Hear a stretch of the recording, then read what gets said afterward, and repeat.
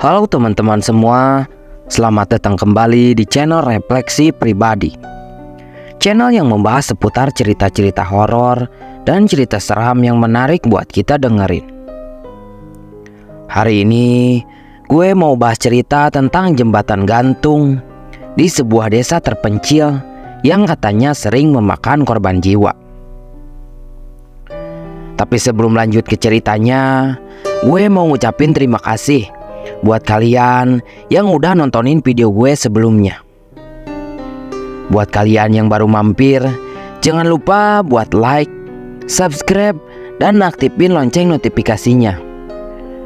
Tanpa berlama-lama lagi, yuk kita mulai.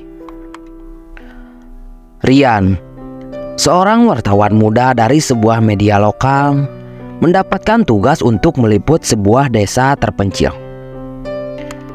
Desa tersebut memiliki jembatan gantung tua yang sudah berusia belasan tahun. Menurut legenda, jembatan tersebut angker dan banyak memakan korban jiwa. Rian berangkat ke desa tersebut bersama dengan seorang fotografer bernama Dina dan seorang pemandu lokal bernama Budi. Mereka berangkat pada hari Minggu.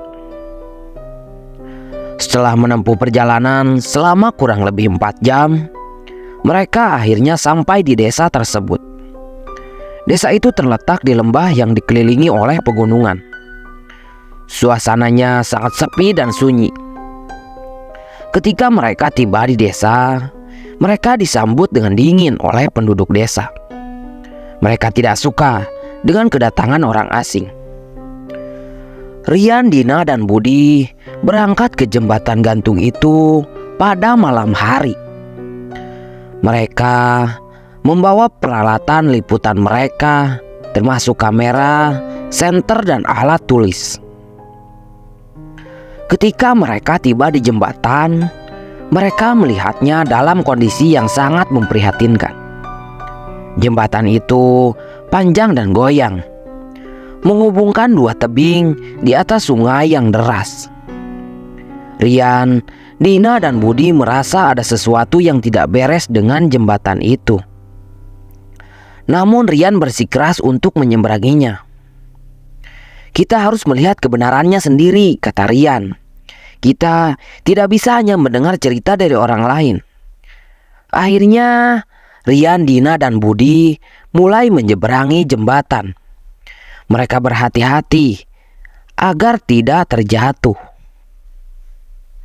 Saat tiba di tengah jembatan, mereka mendengar suara-suara aneh. Suara itu seperti suara orang yang sedang berteriak kesakitan. Rian, Dina, dan Budi semakin ketakutan.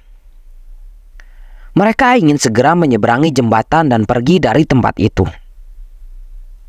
Namun jembatan tiba-tiba putus. Rian, Dina, dan Budi jatuh ke sungai yang deras. Mereka terbawa arus sungai yang deras. Mereka berusaha untuk bertahan hidup, tetapi arus sungai terlalu kuat. Pada akhirnya mereka bertiga berhasil selamat dari jatuhnya jembatan itu.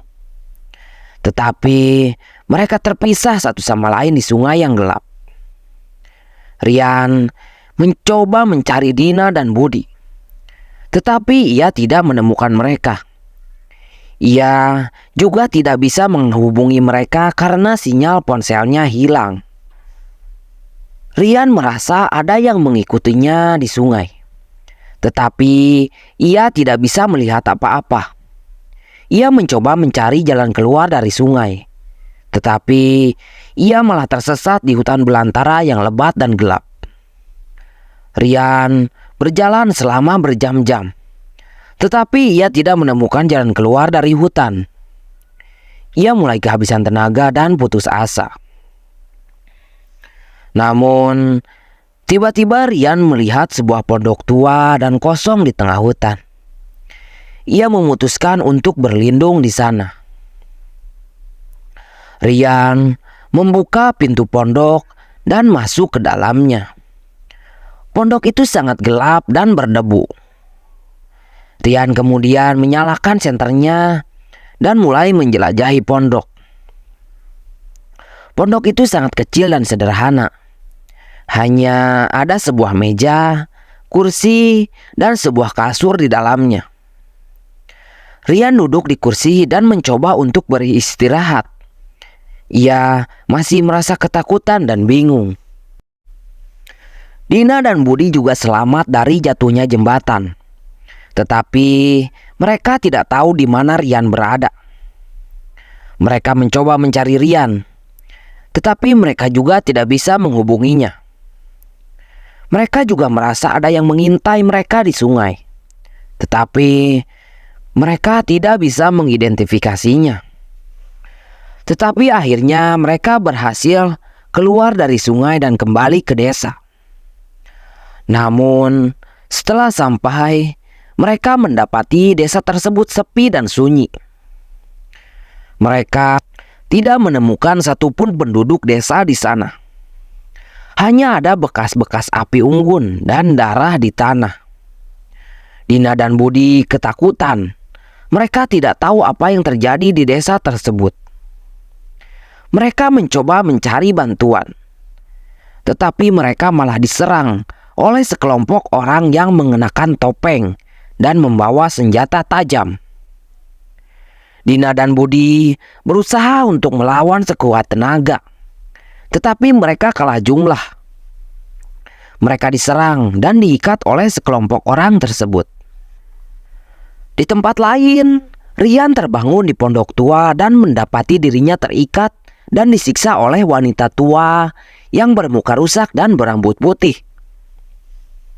Wanita tua tersebut mengaku sebagai penjaga jembatan gantung dan mengatakan bahwa Rian harus mati karena telah mengganggu jembatan tersebut. Wanita tua tersebut juga mengatakan bahwa jembatan gantung adalah pintu masuk ke dunia lain, di mana roh-roh jahat dan korban-korban jembatan berdiam diri di sana.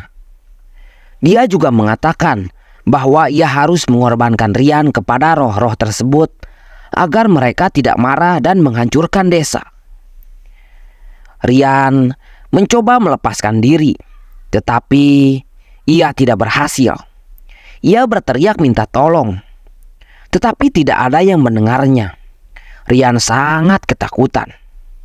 Ia tidak tahu apa yang harus dia lakukan. Ia hanya bisa pasrah dan menunggu ajalnya tiba.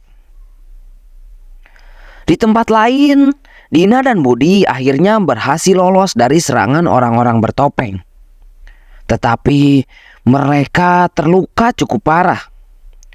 Mereka mencoba mencari tempat bersembunyi, tetapi mereka tidak menemukan tempat yang aman. Mereka melihat sebuah rumah tua di pinggir desa dan memutuskan untuk masuk ke sana. Mereka berharap bisa menemukan orang-orang baik di rumah tersebut. Tetapi mereka malah menemukan orang-orang bertopeng yang sedang melakukan ritual sesat. Mereka menyadari bahwa orang-orang bertopeng tersebut adalah penduduk desa yang telah tersesat dan menyembah roh-roh jembatan gantung.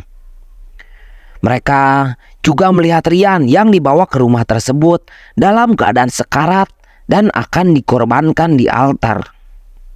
Dina dan Budi ketakutan. Mereka tidak tahu harus berbuat apa.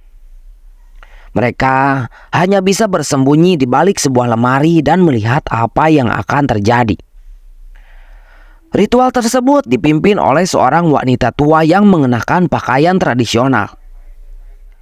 Ia membacakan mantra-mantra dan mengorbankan hewan-hewan kepada roh-roh jembatan gantung.